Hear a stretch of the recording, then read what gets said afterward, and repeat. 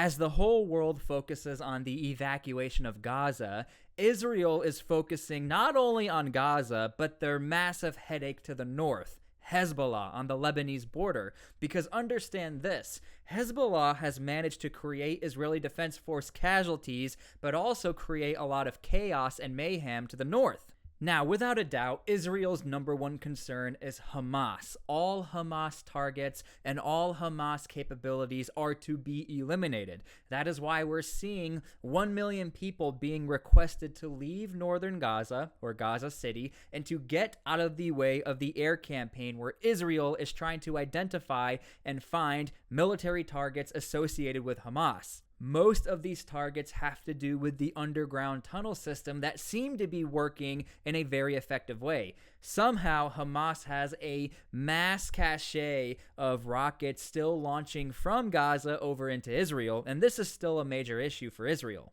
However, Hezbollah has been very effective in their own way with their support for their quote-unquote Palestinian brothers over in Gaza and the West Bank. There are reports of Hezbollah being able to actually breach a gate and get into Israel. Not very effective. They were stopped. Nonetheless, understand, whether effective or not, Israel is still turning their heads towards Hezbollah. Now, there have been effective attacks from Hezbollah where they've actually been able to use guided rockets to strike Israeli troops. This is extremely problematic for Israel because now any threat that Hezbollah makes, this is a real threat, and there is a possibility that something can pop off on the northern front. You're also starting to see drones flying in from Lebanese territory over into Israel. Now again, most of these attacks are always countered back with a strike from Israel to Lebanon, but nonetheless, Hezbollah actually going through with these attacks is a very big deal. It creates another front for Israel to have to focus on. So Israel is already looking for preventative measures to stop Hezbollah from coming into Israel, but not from Lebanon. Israeli Defense Forces have already acknowledged that they will continue strikes into Syria. Now, this is a very interesting move for Israel to come out publicly and say, we're going to do this and we're going to do it now, strike Syria. The main reason being is because Hezbollah does have a foothold and does have advantages walking around through Syria. Advantage number one, they've been using Syria as a safe haven for a very long time. So Hezbollah has the ability to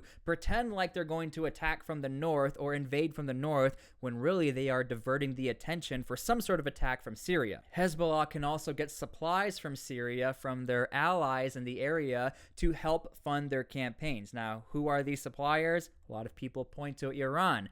Nonetheless, Iran did actually talk to the leaders of Hezbollah, so there's enough evidence or reason to believe that Hezbollah is getting ready for something. And so because of this, Israel has already taken the first steps to take out airports in Aleppo and Damascus, to give a warning shot, if you will, to let people know we are watching the area. Now, at the time of making this video, that was a day ago, but today, Israel is saying we're going to continue with these strikes. And again, it's to stop Hezbollah doing anything within Syria. We are also starting to see reports of civilian casualties on the border with Lebanon. Again, you typically hear about these casualties over in Gaza. There was actually a Reuters cameraman who was taken out from an Israeli strike. Again, these are the atrocities of war. Everyone gets affected, civilians or soldiers. But nonetheless, understand, a lot of the problems that are happening down in Gaza, you're starting to see the same issues over on the Lebanese side of things. Hezbollah also has the advantage of the unknown, which means no one truly knows the capabilities of Hezbollah. Now, there's been many false alarms that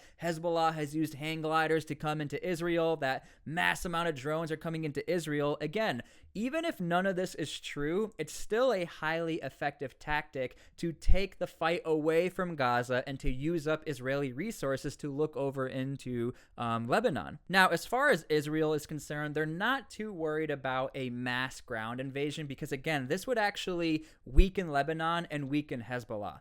Hezbollah is a highly organized unit, but they're not necessarily loved or liked in the region. In fact, a lot of factions in Syria have tried to get into Lebanon who Israel actually has a common enemy with Hezbollah. So ironically, Hezbollah is not liked by certain factions in the region of Syria. I can't say the name on YouTube, but it starts with the letter I. Another thing we have to keep in mind is that wherever Hezbollah is operating in Syria, you also have U.S. assets operating in Syria. And remember how the United States sent a carrier over into the region, and now the British are following suit? And the United States is saying, well, we want to help with reconnaissance efforts, and we want to change our force posture.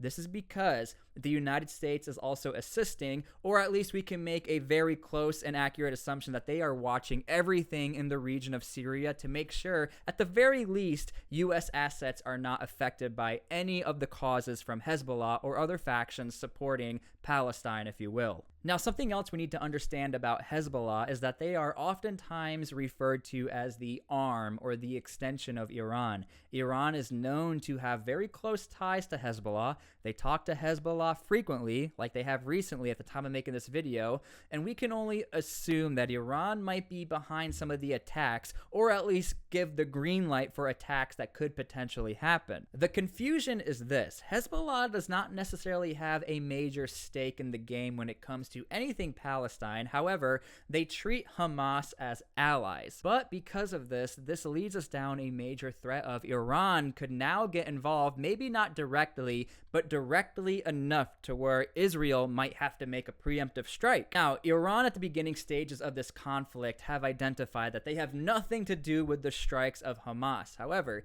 as the days go on, Iran is now going around nations, talking to their not even friends, Saudi Arabia, talking to Hezbollah, trying to talk to Syria, talk to Jordan, and figuring out how to quote-unquote make peace within Palestine, as they say. But another thing that we need to identify is that Iranian leaders are saying that Israel better be careful, and there might be some quote-unquote changes to their war if they continue to pummel Gaza. Now, this is a very vague threat, and that is why there are other resources in the region to prevent an all-out conflict in the Middle East. And when I say prevent a conflict, the United States having an aircraft carrier. And that is a major thing to remember. The United States is in the region and is watching and is in total support of Israel. Israel is also dealing with a massive humanitarian issue, asking 1 million people just to leave their territory in an already small area and highly contested area. This is almost an impossible ask, yet Israel, they're trying to make the steps to get people out of the way. Of course, a lot of sources indicate that Hamas is asking their citizens to not leave, to fight alongside Hamas, and to literally be the meat shields for Hamas. This is why there's so many casualties, and this is why this is a very complex campaign for Israel to navigate. Hamas knows the likelihood of Israel invading Gaza is way lower if there's millions of civilians laying around everywhere, or at least trying to stop the invasion with civilian bodies, which is very unfortunate to say, but it's the truth. Hezbollah also knows that if they can continue keeping up the fight in the north and not necessarily committing all of their forces, but taking pop shots here and there, again creating real-time casualties on Israeli defense forces, Hezbollah also has a shot of stopping Israel from invading Gaza. Everything is coming together in a very unique and dangerous way where there are a lot of factions involved. You would assume that all factions would come together, but again, there's factions in Syria who don't like Hezbollah and so on. But nonetheless, we're starting to see, as Israel continues their air campaign, more and more and more motivation is coming in from the Middle East to support what they say, Palestine. And Hamas knows that they can continue the fight as long as there's more motivation, as long as there's resources coming in, they are going to continue the fight. They have already fully committed with their initial preemptive attack, and that is why Israel is doing whatever it takes to eliminate them off the face of the earth. The only downside is there's going to be many casualties on all sides of the fence of this conflict.